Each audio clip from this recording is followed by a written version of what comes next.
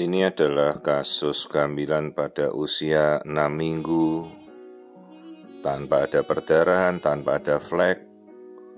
Hanya mual memang tidak ada, reaksi tanda kehamilan subjektif juga tidak kunjung bertambah ya. Biasanya kan ada mual, muntah gitu.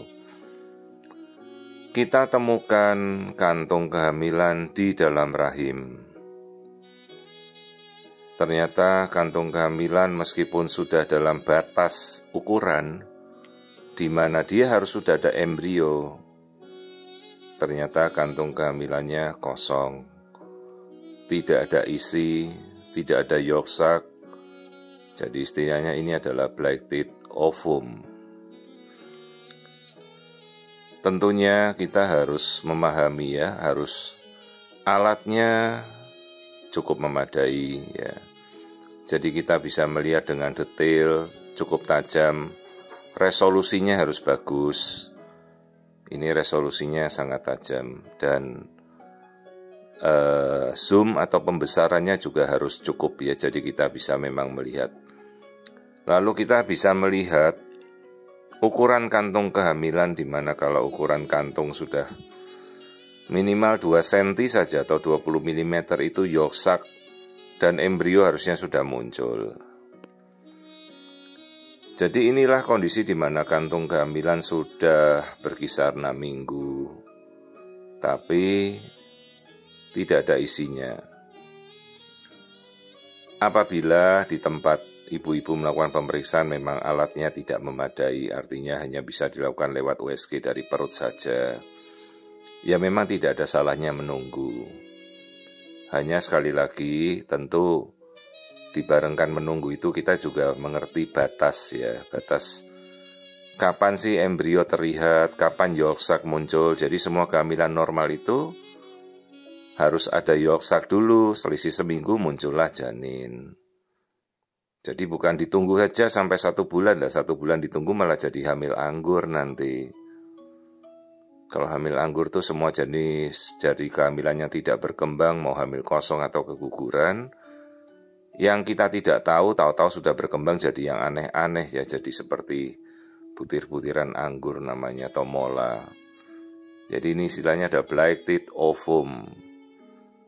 Penyebabnya salah satu sperma yang jelek atau telur yang tidak ada inti selnya. Sperma yang jelek membuahi telur normal atau telur normal dibuahi oleh sperma yang tidak bagus. Sementara di sisi kanan kiri indung telurnya normal ya, jadi kita harus cek juga jangan sampai ternyata muncul di luar kandungan. Tapi kalau muncul di luar kandungan berarti kan ini bukan kehamilan dalam kandungan. Karakteristiknya jelas kok. Jadi kalau hamil sesuai berkembang ya kondisinya kantung kehamilannya seperti ini, tapi sayangnya nggak ada isi. Kalau secara histori dia masuk dalam kategori nanti disebutkan riwayat kehamilan, riwayat keguguran. Tapi ini sebenarnya bukan masuk keguguran ya, ini bukan kasus keguguran, ini kasus hamil biasa tapi janinnya tidak jadi. Jadi istilahnya gestational unembryonic atau kehamilan kosong, tidak ada isi atau blighted ovum.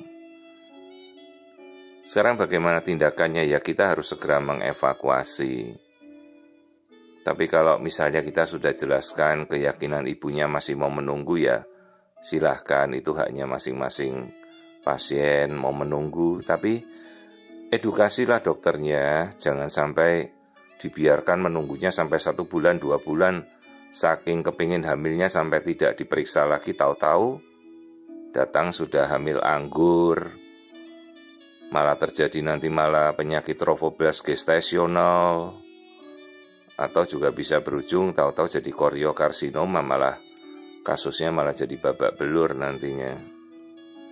Jadi ini contoh kehamilan kosong, tidak ada isinya. Nah ini kita bisa lihat bagian dalam sama sekali tidak ada isi, kosong sama sekali. Jadi kalau hamilnya usia segini kan harusnya sudah ada yolk sac minimal dan kemudian janin.